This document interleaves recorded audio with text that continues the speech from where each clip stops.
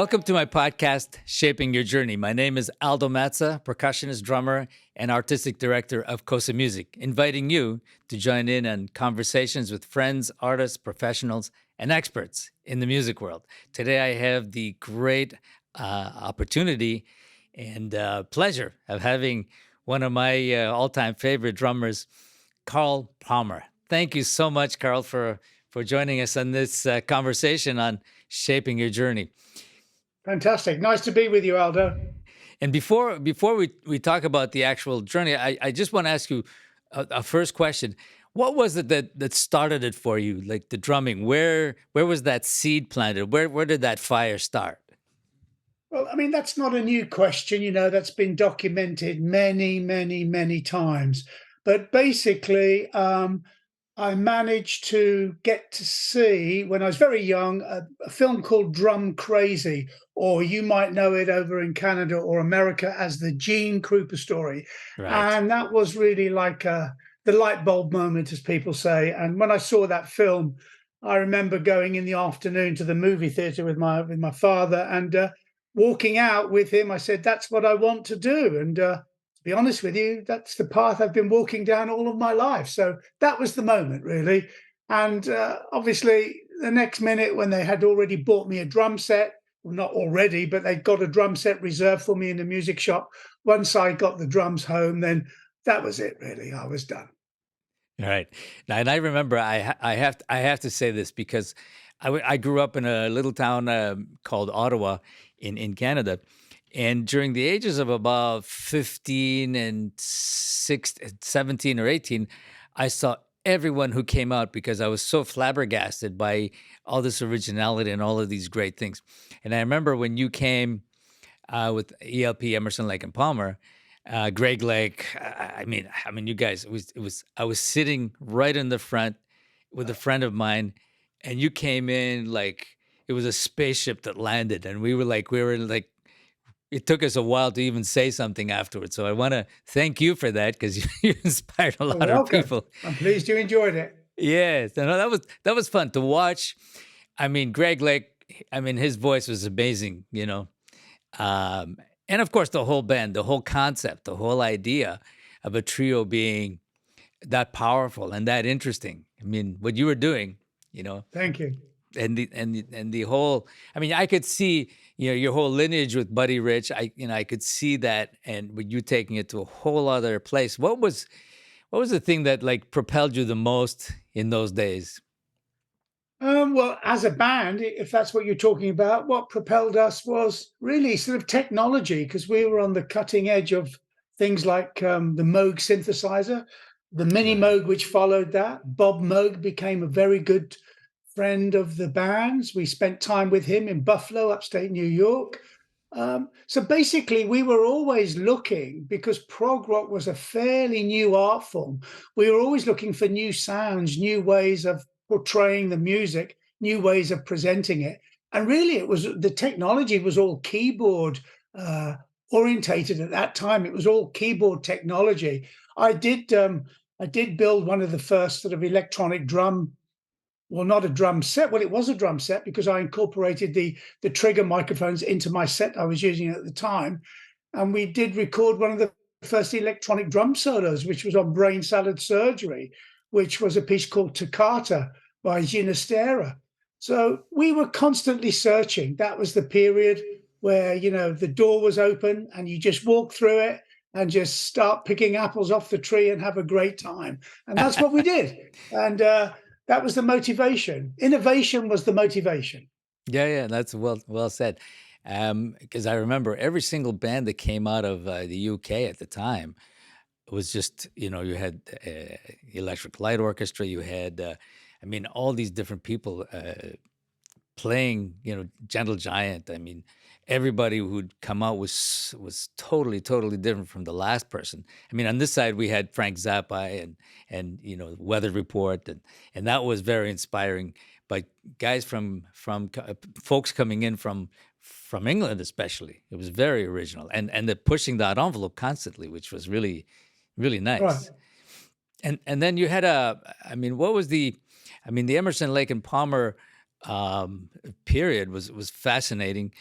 But then you had Atomic Rooster in right Atomic after Rooster that, right? came before, Oh, actually. before. Atomic Okay. Rooster was the band I was in before ELP. That was the band I put together with Vincent Crane. So basically, Vincent Crane, who was the keyboard player in Atomic Rooster, and myself, we were part of the crazy world of Arthur Brown, Ah, which yes. had a number one single in 1968 in America called Fire. I I rem- am the god of hellfire and I bring you fire. So that was number one. And the band eventually broke up after a year, and Vincent and myself decided to form something new. So we came back to England. We were living in New York at the time. We returned back to the UK, and we put the Atomic Rooster together under the management of Robert Stigwood, who was, very famous. He had all those great sort of shows, Hair, Grease, you name it, Saturday Night Fever, The Cream he managed, lots of people. I mean, the Bee Gees, he was great. Anyway, he picked up the Atomic Rooster. So we were in good hands, and the band ended up having a number one single just as I left. To tell you the truth, I recorded the demo with Atomic Rooster, which was on the second album, and it went to number one. And during that period of time, I was sitting in the rehearsal room with Greg and Keith. So I thought maybe I'd made a mistake. Obviously I hadn't, but it was one of those things. So I've been very lucky in my life. I've been very, very fortunate. Having a number one with The Crazy World of Arthur Brown, a number one with the Atomic Rooster, though I didn't play on the original, but I played on the demo because I'd already left and they re-recorded it. And then number ones with ELP, and number one with Asia, with Heat of the Moment. Yes. So I've been blessed. Yeah, I've been very, Yeah. very lucky. I've been very lucky. It's nothing I've arranged. These things just happen in life, and I'm grateful for them. But I mean, you were ready. I mean, I personally don't believe in coincidences. I mean, you were there and you're part of that whole movement. I mean, without you, I remember watching. I think the album that came out was Tarkus when I watched the band, and just I mean the sound, the approach to playing, which was a whole other. What were you going for when you were doing Tarkus, for example? Well, Tarkus was the first real sort of. We had a studio album which was called Emerson, Lake and Palmer. Then we released a live album, Pictures at an Exhibition. Oh So yes. Tarkus was the first real experimental album. But you have to remember, in those days, I mean, you were probably a young man then, but in those days, groups were trying to make albums that they could reproduce on stage and not have extra musicians. That was our metaphor. That was our deal. That was what we wanted to do. So we tried to write music that was obviously not complex for the sake of being, but music that was innovative, forward looking, and we could produce as three people in a live situation. And Tarkus was the beginning of that. By the time we got to the album Trilogy, we were doing as many overdubs as any other bands, trying to make things bigger, more interesting, new harmonies, other chord progressions. But Tarkus was really that three-piece group being stretched to the limit and using as much technology as possible. And it worked incredibly well. And, Tarkus is a bit of a concept. I've never really understood what the concept was, but it was one long piece of music, which I believe was just over 15 minutes, close to 16 minutes, and most enjoyable to play. Obviously, we couldn't play all in one go. Even when we were recording it, we were well rehearsed, but there's always a mistake to be made in 17 minutes continuous playing. So it was recorded in exactly, now let me think, 17 sections. We had Wow. 17 cutoff points we would record to, and then we'd start again. Don't forget, this was analog, so it was on 2-inch tape. So we could get the razor blade out, we could cut it, stick it together, and off we go again. As long as you played to somewhere which was what we call a dead point, in other words, no cymbal overhangs, because you can't cut into a cymbal because you'll hear it. We had to Right. arrange it so we had 17 markers where we would go to and make sure everyone was happy. And that's how it was recorded. Nice. I remember a lot of people don't know the 2 inch, and then you had to cut with a razor blade and at an angle also because that was important. Yeah, yeah, it's better. Yeah, It's better if you did. You didn't have to always do it at an angle, but it was better if you did. Yeah, it right. made for a better flow through the head. Yeah. Don't forget when you're recording on 2-inch tape, the recording heads are constantly hitting the tape in those days. So you're degrading the tape all the time. It's not of the best quality. So after 17 edits, that tape wasn't as fresh as what it should have been at the very end. You have to understand that. But we managed to do it. And listen, we weren't the only group following that particular tradition. That was done all the time then, because it was the only way you could do it. It wasn't digital, it was analog. Right, right. That's amazing when we think back at those things. And I wanted to mention you later talking about doing everything as a trio, but later you did a tour, and I remember this quite clearly with an orchestra back in I don't remember the year, but here's the thing, Carl. They're doing auditions for the orchestra members, so I actually auditioned to be in the orchestra. I was a university student at the time, so they came to the university and said, asked some people to audition. So I auditioned for it, and then later on, when we heard you guys were on tour, I said to the contractor person who had called everyone, and I said, "What happened?" He said, "Well, they decided to take an orchestra in New York." No, the orchestra was completely. The contractor was wrong. Actually, the orchestra was completely all handpicked, and we picked people from right across America. And the various people in the percussion section came from Morris Lang, who was the principal Yes. timpanist in the New York Symphony Orchestra, became a great friend of mine. He's since passed over. Yeah. No, we went through everything as thorough as what we could, and we had the right people picking the orchestra for us. We ended up recording the orchestra at the Olympic Stadium in Montreal, and Yes. that was a great experience. Well, it wasn't a great experience actually, because we had two 24 desks, 24 channel desks, one 24 channel desk for the group and one for the orchestra. Before we actually played the concerts, 15 minutes before the actual concert in the Olympic Stadium, and don't forget we had between 74 and 78,000 people in there, the desk, which was 24 channel for the orchestra, went down. Suddenly all Ouch. the lights went out and there was a problem. And there's a curfew there, so we had 15 minutes to sort it out, or we had to do something. Anyway, to cut a long story short, we couldn't find out what was wrong with the desk for the orchestra, so we had to bounce everything over to two stereo channels, actually four channels, two stereo pairs, for the orchestra from the group's desk. And that's how we recorded that album that night, and that's how that video got made, and so forth. And when we did discover what went wrong, there was something with the multi-core from the desk to the stage, to the amps, to the power amps. We believe somebody with a little forklift truck had gone over a piece of cable which wasn't covered and had split an internal cable, but there was no way we could find out exactly which one it was to replace it or do something about it. So we ended up recording the orchestra on these two stereo pairs. And it was still a lot of fun. We toured with the orchestra for 3 weeks. I can't say it was perfect every night, but it was a great experience. And I also played in the percussion section during Keith's piano solo. I played Nice. the tubular bells, and I played instead of playing the glockenspiel, there was a certain part in his piano concerto. I played the crotals. That's what I did. I had an octave of those. So yes, it was a lot of fun. A lot of fun. Nice. Lot of fun.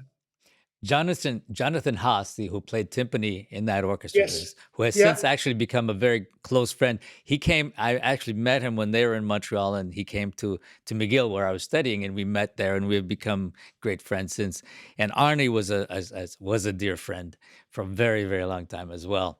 And and Jonathan would tell me some of the stories of some of the road stories, but that was a great idea, and especially in the Olympic Stadium.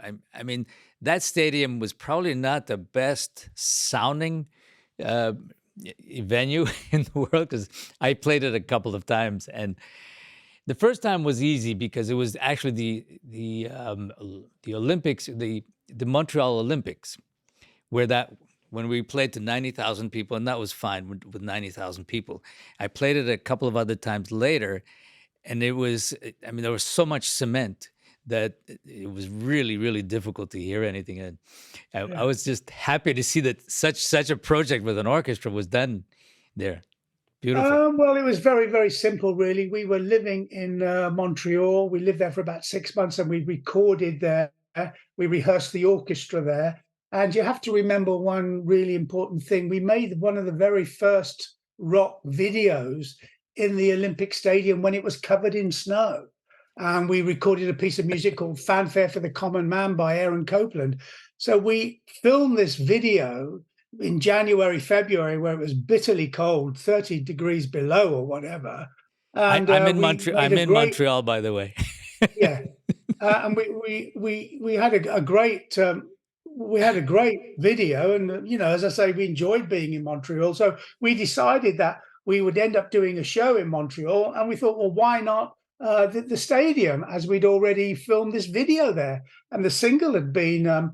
Fanfare for the Common Man had been, well, it actually been a #1 single in some charts in the UK, and it had done very well in America, and I think reasonably well in Canada. And we thought we'd film a concert there. So what happened was one of the sponsors who owned one of the national newspapers in Montreal was connected directly to the stadium, and that was our connection. That's how we got in the first place to be able to film there in February sometime. So we thought maybe we'll do a concert. So that was how it rolled around, and it was a lot of fun. We enjoyed being there, and we found the people in Montreal were fantastic. We had a great time. I enjoyed it anyway. I lived out by the park in a townhouse which backed onto Mount Royal. It was lovely, really nice. Yeah. Yeah, it's a nice city. I mean, but it does get to -30 sometimes, even -40 It's cold. It's occasionally. Whew, beautiful I city. mean, I But remember looking out my window at this beautiful townhouse, which belonged to a ballerina who was at the local academy there in Montreal, the local sort of whatever it was some place where there was lots of ballets which were held and things. And she'd rented her house out and she was going on tour. Anyway, I managed to get this townhouse. And I remember looking out my window during the winter and thinking, wow, this is cold. I'll make a phone call and get somebody to come and pick me up. And I remember always around about 6 o'clock, 7 o'clock, everybody would be out there cleaning their cars. And I thought to myself, wow, these people really look after their cars in Montreal. But I realized what it was. There's so much salt on the road. If you didn't do that, then your car would be a complete rust bucket at the end of the winter. So you had to do that to get the salt off the car because they would just rust away. So it was an experience. It was a turning point. I learned one thing, that I wouldn't want to live there full time. That's for sure. And that 6 months was enough. Well, I mean, the nice thing is, and that's the way I do it. I mean, before the COVID situation, I would make sure that all my road trips would be around the winter, so I'd be in and out, so I wouldn't feel it so much. I was born in Calabria in southern Italy, so it was always tough. So I'd be in and out, and I always enjoyed it being here, and then could hardly wait to leave for a minute and let the winter go by and come back again. Yeah, of course. But I remember you had done another project later on where with a trio. I don't remember. I don't recall what it was called, but I remember seeing you with the trio. The trios that I've played with have been the first one was the Crazy World of Arthur Brown, was a trio plus a singer. Then the next one was Atomic Rooster. After that was ELP. And I have a trio at the moment, which I use, Paul Bielatovich on lead guitar and synthesizers, and Simon Fitzpatrick on the Chapman stick, which is an 8-stringed instrument. And he also triggers synthesizer sounds. Technology allows guitars to sound like keyboards if you want them. So these two guys have been with me like 15 years or whatever. And that's all part of the new show, which I'm doing at the moment, which is the return of Emerson, Lake and Palmer. So I've only really been in those trios. Playing in a trio format is my favorite format, period. Okay. I mean, that's what I like to do. I find that in a trio, nobody can hide behind the bush. Everybody's got to play. If you make a mistake, it's exposed immediately. There's only three of you. It's not like a 4 or 5 piece band where you can kind of get away with certain things. So a trio for me is the most magical combination to play in. And I was always a big fan of the Cream. In actual fact, I went to see them about 8 times, and I was just enthralled by whatever they did. And I always wanted to be part of a trio. So Emerson, Lake and Palmer being the first real professional, well, not professional, but the real sort of the first world renowned trio that I was in. I really enjoyed it. It was fantastic. So I've just kept it on throughout my career. Atomic Rooster was fantastic, by the way, as a trio, and because they were at the very beginning of that prog psychedelic rock. That's what that was. So yeah, it's been close to my heart all the time, playing in a trio. And the other thing, I mean, because in a trio, you have to take a lot of room, a lot of space without covering anybody, but there's a lot of room to be creative in your world that you brought to the table. Yeah, But I mean, the fact you've got people like one of the great trios also was Rush. I've always been totally, wow, enthralled by what they do. I mean, they were a great band. Yeah, I mean, I saw them a few times actually. Did I see them in Canada? I think I did. I think I saw them at the I saw them play somewhere in Montreal. I think it was the is it the basketball arena that they have there or whatever? well, the Bell I saw Center, them, yeah, yeah, I saw them play there. So yeah, well, that was the first time, and obviously many times after that. Yeah, so no, I'm definitely a trio man. Definitely, that's for sure. and one of the things that I always found interesting when you were playing is you always played traditional grip. Do you still play traditional? Always play traditional grip. I mean, I started that way. I've had about 5 teachers in my life. A guy called Tommy Cunliffe, a local drummer, big band drummer, and then a local guy called Lionel Rubin, who used to appear on a TV show every day. We had live music on the TV. Then I went to an American guy down in London when I was 13. I used to travel on the train a couple of hours from Birmingham, which is in the center of England, down to London. And I had lessons with Bruce Gaylor, American guy. And after that, when I was living in London, I went to the Guildhall of Music, studied with James Blades. And then I went to Ah, the Royal nice. Academy and studied with Gilbert Webster. Actually, it was the other way around. The Royal Academy was James Blades, and the Guildhall was Gilbert Webster. One I studied timpani with, the other one I studied tune percussion with. And I was in ELP at that stage. I was about 20, 21, 22, 23. It was over a 2-year period. I studied with both of them. So that was a lot of fun. Yeah, and James Blades, I mean, he wrote kind of the book, The History of Percussion. It was just, I have the book, it's about this thick, and Yeah, no, he it's in did. the shelf at the back of me, directly at the back. It's there. He was a teacher for about Evelyn Glennie as well, was going to him at the time. So yeah, I mean, I'm a rock drummer, with kind of a heavy jazz influence. I've always been interested in classical music because I grew up in a household that played jazz, big band music, and classical music. My grandfather was a professor of music at the Royal Academy for harmony and whatever. So we had a lot of classical music being played. So I grew up in this sort of cornucopia of music. There was so much, but at the end of the day, they wanted me to be in the Birmingham Symphony Orchestra, which I understand. I wanted to be a jazz drummer, but I went for an audition with a rock group one day when I was about, I don't know, 14 years old. After I'd been playing in the local big band, in the local sort of the local what we call pally, the local dance hall, 15-piece band, because I could read well when I was 14. Um, and I went to an audition with this rock band called the King Bees. And something, when I sat down and I played with those amplifiers, you could play me Stravinsky, and you could play me this, you could play me that, Dave Brubeck, you could play me all this stuff, all Buddy Rich Orchestra. But there was something magical for me when I played with amplification, and I just loved it. And I said to my dad, I'm going to become a rock drummer. This is what I'm going to do. I'll carry on learning, but this is my calling. I've got the message. I've got it loud and clear. So Wow. that's how it came about, really. Obviously, my grandfather wasn't too happy, but it was my life, not his. My father stood right behind me and said, "Look, do what you've got to do. At least you can read. You can always go back and do what you've got to do." I said, "No, don't worry. There'll be no turning back.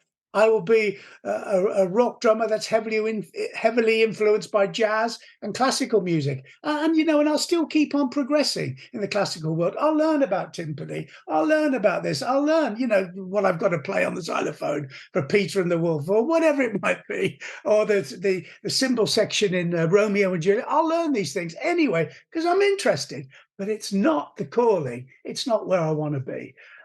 So he got it, and he came along to various concerts. I played with the King Bees, which were basically a rhythm and blues jazz group.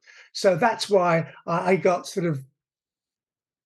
drawn in. And of course, when we started playing things like Smokestack Lightning by Howlin' Wolf and whatever, I was in. Game, set, and match. Home run. I was there. No, and I mean that's the thing.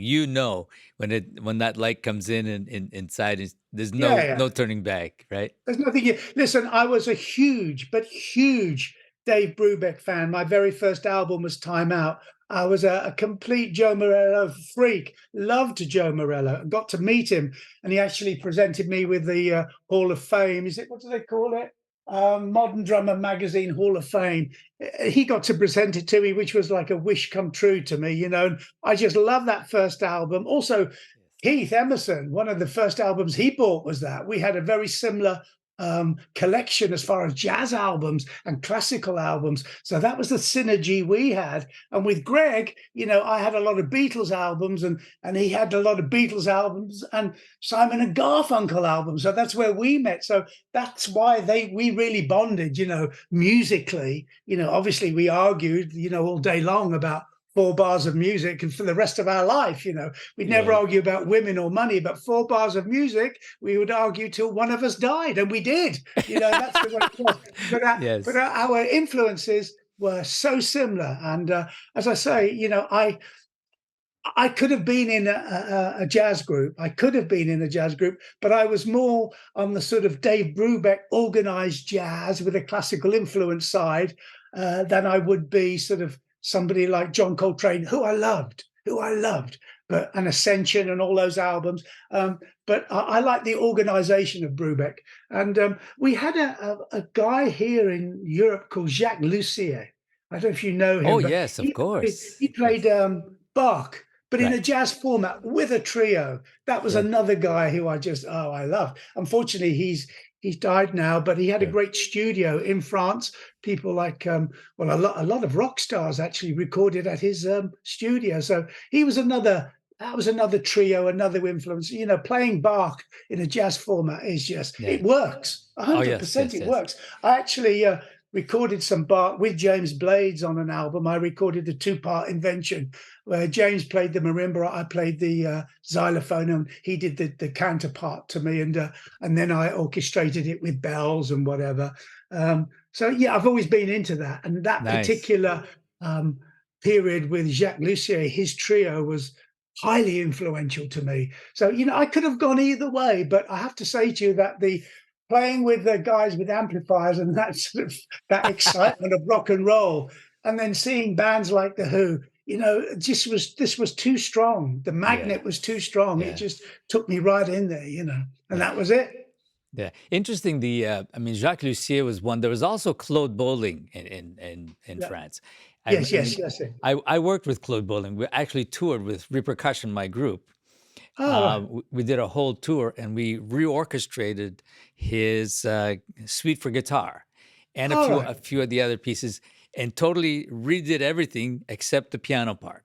So we toured. It was Claude Bolling and Repercussion, and we were the band. So that was amazing, and I kept in touch with him over the years. And then when I went back, I was in Paris, maybe 4 or 5 years ago. He was not well, and I invited him to a concert that I was doing at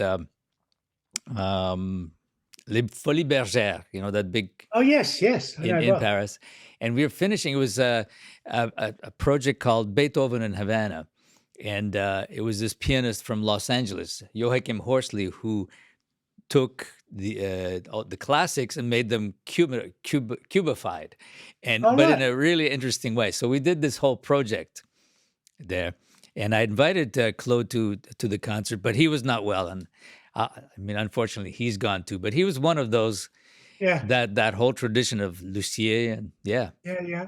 There's a lot of people like that. You know, when I sat down with Keith Emerson on many occasions, we talked about the people that had influenced you know, music in so many different ways, like Brubeck influencing jazz by bringing in this classical element, Jacques Lucet by you know, just playing classical music but in a jazz form. There's so many people like that have come around, whether they've taken Brazilian music and brought it into a different format. And right, I think that crossover point is always really super healthy, to tell you the truth.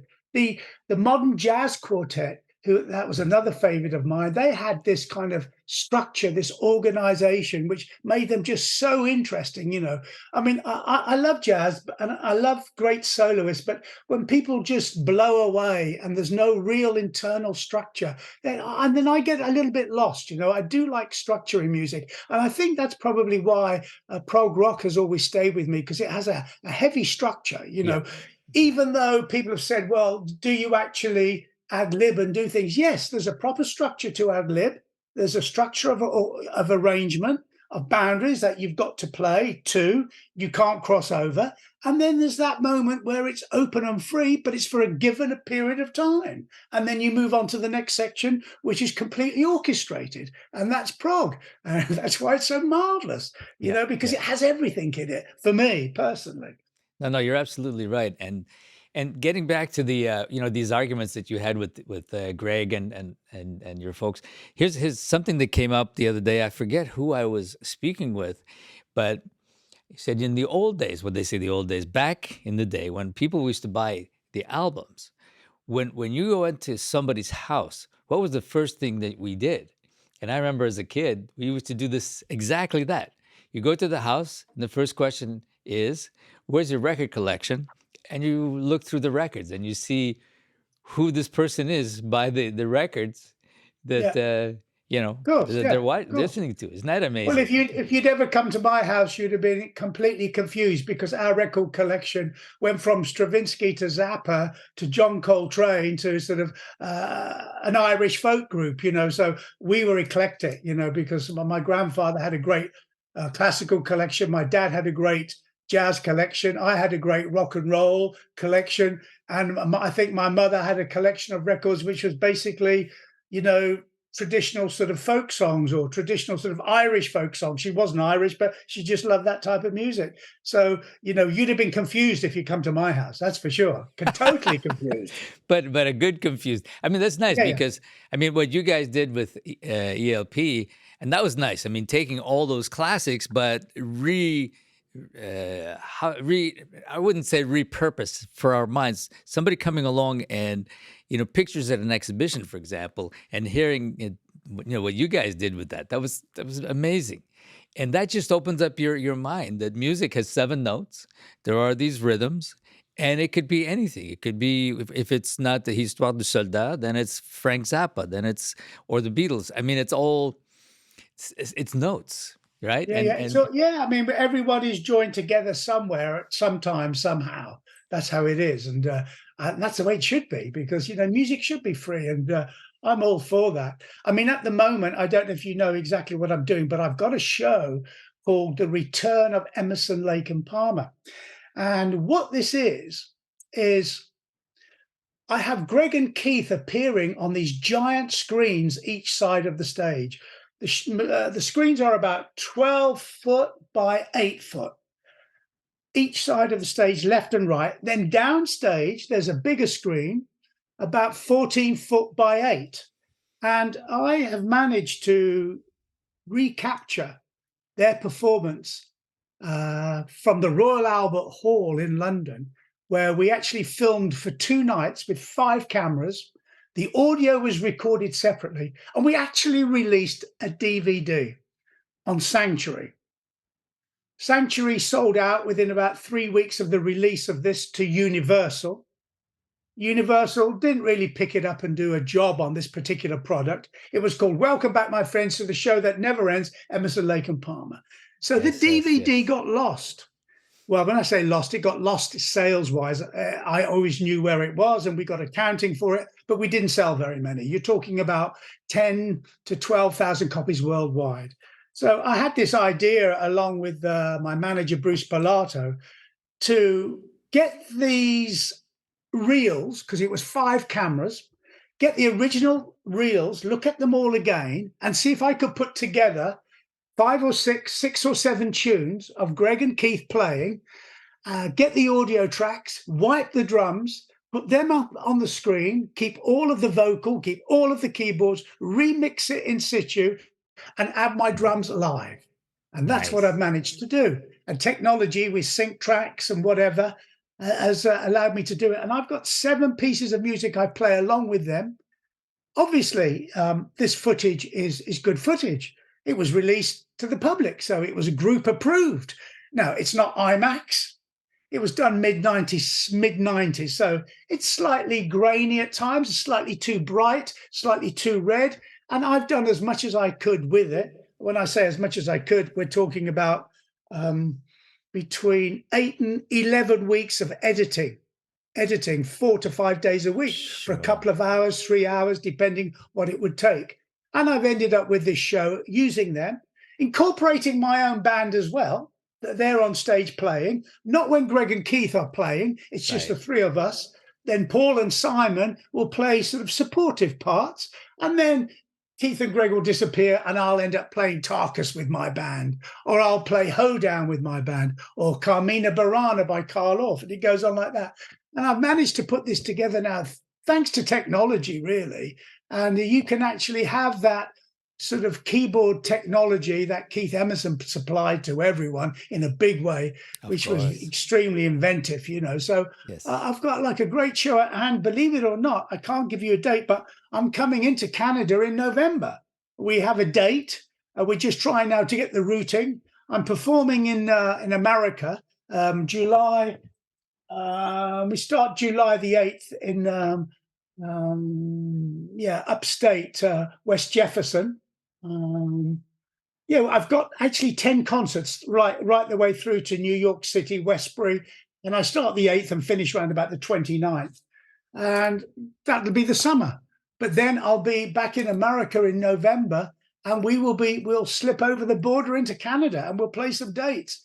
As I say, I know there's one, and I will bring this show, The Return of ELP. So I've come a complete circle in my career. Wow. This was never available to me to do because technology wasn't on our side. But now it is. I tried looking at holograms to produce a show with Greg and Keith using holograms. I went into Canada. There's a great hologram company there. I went to LA, great company over there. I even went to a Frank Zappa show using hologram. I didn't really like it.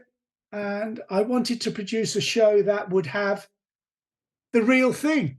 And I thought, why not have Greg and Keith at the top of their game, performing, singing, playing as the best they could ever.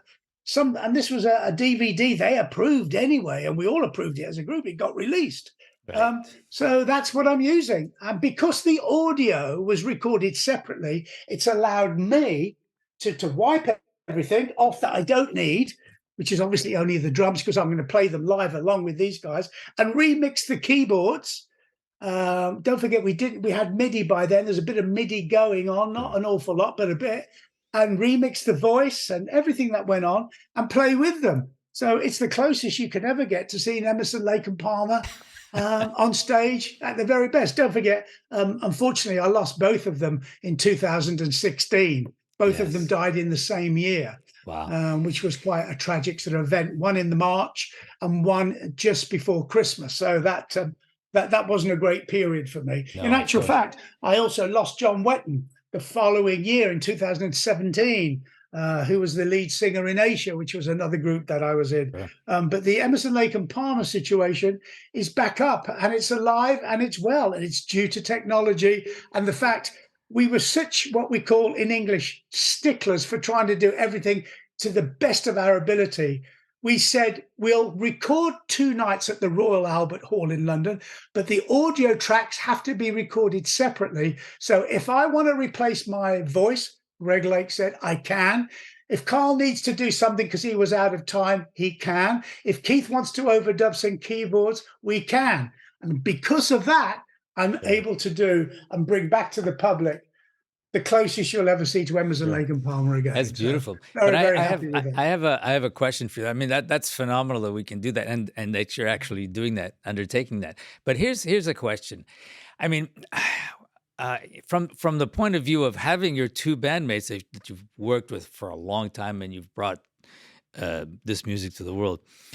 Emotionally, how do you feel when you? I mean, I would get super emotional working with people that are no longer there, and I'm performing with them, but in this light. Of course, it's a great project. I mean, it's amazing, but emotionally, you're absolutely right. You're absolutely right. But let me just say to you this: after 8 to 11 weeks of editing, the emotion ends up going, because you're crying or looking at them every other day. By the time you get to week 5 or 6, you're through it because you've done it, right? All I'm after at that stage is, number one, pleasing the Emerson family and making sure the Lake family are happy, which they're all on board. They always have been with the project, and making sure that this is how those two guys would like to be seen, because they wouldn't want to be seen as a hologram. They'd want to be seen at the top of their game, which this is, at the top of the tree, performing, singing, playing really well. So for me, by the time I got to the end of the project, I was really, really happy. The emotion had gone because I'd fulfilled a dream. By the time I played the first concert, yeah, there were still things to iron out, but they were minute compared to the project that I'd taken on. So by now I wasn't feeling unhappy. I wasn't feeling emotional. I was just feeling so, pleased I'd done this for them, because it was for them and for me. And the emotional side was there, but it was an emotional sort of roller coaster, which had kind of stopped, because now we were reproducing the same show every night, at a level which will at the standard. I could play badly one night on something, but these two guys would play the same standard every night, which was approved. And when I went back through the tapes, went back through everything, all the audio stuff and all the visuals, as I said, which took a long time, I discovered, and I'd completely forgotten, that the show which we released on Sanctuary, the DVD in the mid-90s that we'd released, being called Welcome Back, My Friends, to the Show That Never Ends, Emerson, Lake and Palmer, everything apart from 2 pieces was taken from the first night's recording. So the second night was all in the box anyway. We wore the same clothes 2 nights running in case we had to edit between shows. But we didn't really have to do that. I mean, we were on fire that first night, and we captured it. So I'm so pleased, and that's what I'm using. Beautiful. I mean, it's like saying that the first take is always the best, no matter what. Yeah. So you don't want to miss that. It happens. Yeah. Well, that's beautiful, and I'm glad you're doing it, because I remember that power, the musical power that you guys had, and it's nice to remember them that way. I mean, you're still going, and you're still playing. I mean, you're still playing the big kit that you're playing before with the. I've got a drum set. You can go to YouTube, and there's lots of performances of the return of Emerson, Lake and Palmer up on YouTube. Okay. You can do your own research. You can see it. I've been playing the same set of drums since 2009. It was the Ludwig stainless steel anniversary, 100th anniversary series that they made, and they made me a double bass drum set. So I've been playing the same set, the same 2 hanging toms, 2 floor toms, 2 bass drums, an array of cymbals, 2 gongs since then. And I have a similar set here in Europe, which they made for me also. And, I just refurbished the set, really. I get the stainless steel polished, I replace the hardware, replace the hoops, whatever's got to be done. But it's the same set. It's the 100th anniversary set for Ludwig. I think these are the only stainless steel anniversary sets that I ever made, and I have both of them, so kind of unique. And I just stayed with the same drums really all the time. I mean, I do have various drum sets here in my music room, obviously, but that's the set that I play on stage. And I've grown old with this drum set, and I'm really like pleased. I mean, it looks like brand new, but it is from 2009, both of them. So that's what I'm playing. Two 24-inch bass drums, 13, 14, 16, 18 floor toms, and my own sort of signature snare drum, which is called Venus, which has been for sale with Ludwig all for years now. They've never ever dropped it. It's quite a big seller. In actual fact, I sell my snare drum on my merchandise stand at all my concerts, and it's become collectible, and I'm very pleased about that. So all in all, Ludwig have been a great company for me to be with. They were the first company that ever endorsed me when I was a young man. When I was 21, 22, I moved around a bit like we all did. I tried this, I tried that. But I eventually went back to them, and yeah, no, I'm there. I'm a Ludwig man, home and dry. Yeah, Yay. I'm a Ludwig endorser myself. So, and always have been. yeah, And that, yeah, I mean, they just, whatever they do, I mean, they make great drums. And every time I see a new set, a new configuration, a new color, a new idea, I want to have another one. yeah, yeah. Well, I mean, I don't use wooden drums, but I've always loved their mahogany, poplar, maple. Sorry, mahogany, poplar, mahogany, maple supporting rings. I've always loved that sound with the rounded bearing edge. That gives you a real sort of like thick sort of 60 sound. And then the Legend series, which is the maple, poplar, maple, and the reinforcement rings, and that's a brighter sound. Yeah. I like both of them. I've got both. I've got about 4 sets in my music room set up, and yeah, no, I mean, their wooden drums are great. They're not something that I want to take out on stage. I'm always been a stainless steel man because I like the cleanness of that. But wooden drums, their mahogany drums, are just fantastic. I really enjoy playing them. Yeah. And And who they're, knows, one day I might go back to wooden drums, but it hasn't happened yet. you have time, Carl. You Yeah. have time. But listen, I mean, I have one other question that always, when we have these conversations, the voyages, the what we went through, the decisions we made in a time like now where it's a different time. I mean, it's not better or worse, but it's just a different time. When we were Mm. growing up, I mean, there was just music everywhere. You swam in music no matter which way you turned. And now we see less of that and more focused. But although there is music everywhere, but in a different way. What Mm. would you just say to somebody today, growing up who was 21, and you're not going to have Gene Krupa on screen inspiring you, but you would have a Carl Palmer, or you'd have somebody else. Where do you see this? Well, I mean, to be honest with you, I don't completely agree with you because there are so many different genres of music now, whether it be rap or garage or psychedelic or prog or whatever. There's just so many formats of music, and whoever thought that, rap music would be as big and as Yeah, popular globally, which it does. It rules the roost, as far as, sales are concerned and downloads and stuff. Who would have ever thought? But today there's so many things to listen to. There's so many distractions in a way. There's so many opportunities. Which one do you take? What do you listen to? Which way do you go? Um, People, get bored very easily these days. Their time span is very short because things happen so quickly, and there's so much more to get involved with. And how involved do you get? It's really difficult. I I enjoy what's around today. I enjoy that whole social media thing. I enjoy that people have, had a webcam concert in their bedroom and done it every month and eventually got a record deal. So many new things have opened up and been successful, and new artists have come about. So many things that, for me, it's like if I was starting now, I'd have to really sit down. I'd have to make a list of all the things that are available. What music do I like? Where do I see myself fitting in? Should I become a drummer, stroke programmer? Should I become a drummer, stroke programmer, stroke producer? Should I become? And then it goes on. I mean, I learned to play a little bit of tune percussion and I can play guitar.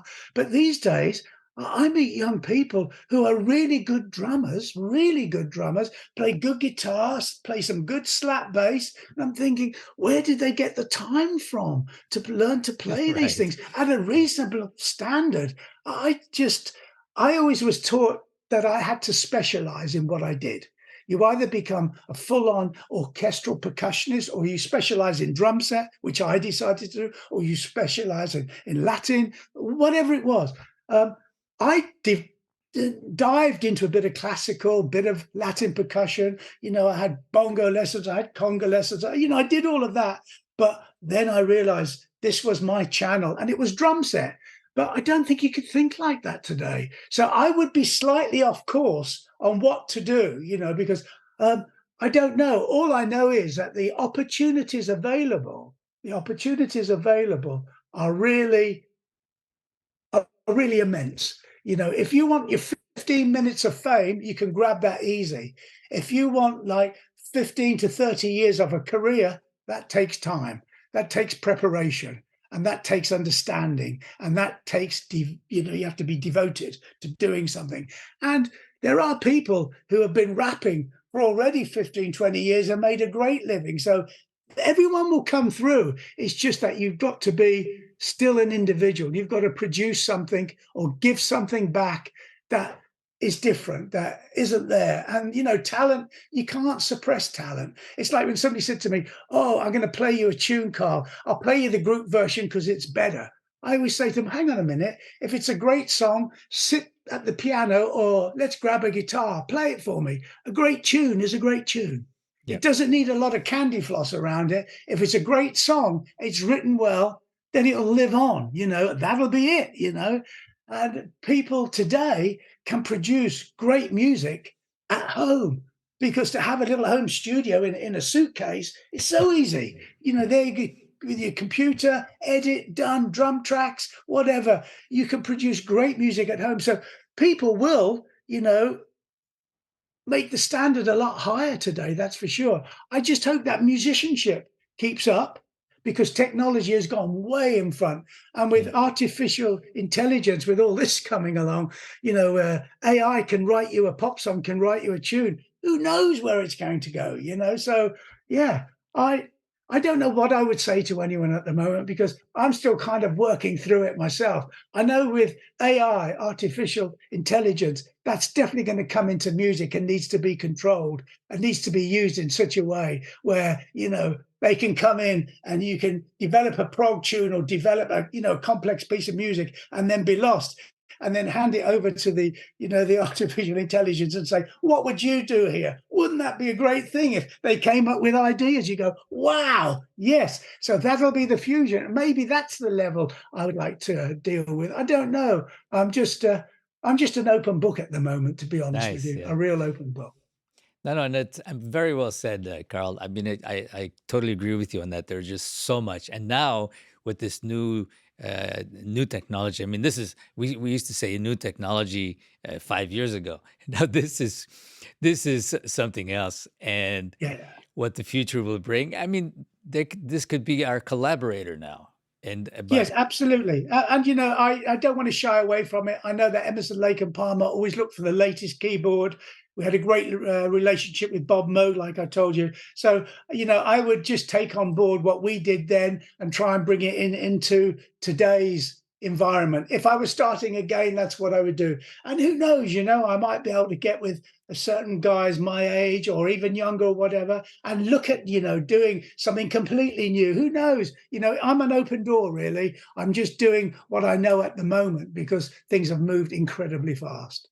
yes, yes, absolutely. And I mean, I think everyone would agree when in when we're looking at this. But um, no, and very well said. And I mean, we can go on for days talking about all Yeah, of this stuff.